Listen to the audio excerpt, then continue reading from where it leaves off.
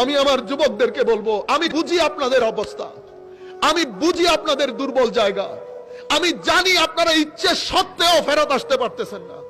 আমি অনেক ছেলেকে চিনি, তারা চায় তাহাজ্জুদের জায়নামাজে সিজদা দিয়ে হলেও আল্লাহ যেন তাদেরকে এই পরিস্থিতি থেকে রক্ষা করে।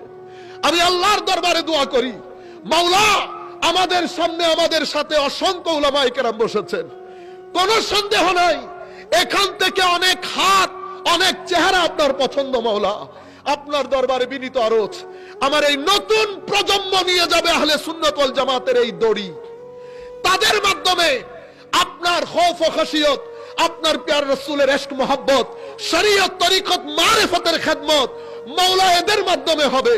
আপনি তাদের উপর খাস রহমত করেন। আল্লাহ রাতের অন্ধকারে অশ্লীল জায়গার মধ্যে নিমজ্জিত হওয়া থেকে আমাদেরকে রক্ষা করেন। মাওলা মাওলা আমাদেরকে আপনার হেফাজতের চাদরে আবৃত করে রাখেন।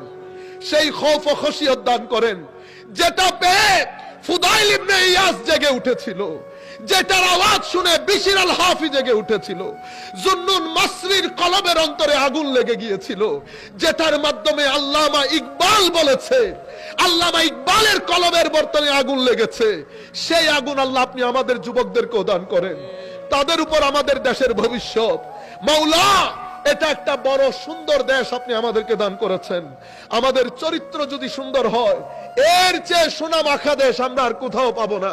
কিন্তু আমাদের চরিত্র গুণে এটা নষ্ট হতে হতে আর নষ্টের জায়গা নাই। মাওলা আমাদের উপর আপনি খাস রহমত নাজিল করেন। যুবকদেরকে বলছি, নিয়ত করেন, ইবাদত করেন, আল্লাহর দরবারে বারবার আরজি দেন, মাজারাতের জিয়ারত করেন, উলামায়ে রব্বানির কাছে ইনিয়ে বিনিয়ে গিয়ে কিছু হাদিয়া দিয়ে কতক্ষণ উনাদের সোহবতে বসেন। সোহবত বড় আজীব জিনিস, সোহবত বড় কঠিন জিনিস।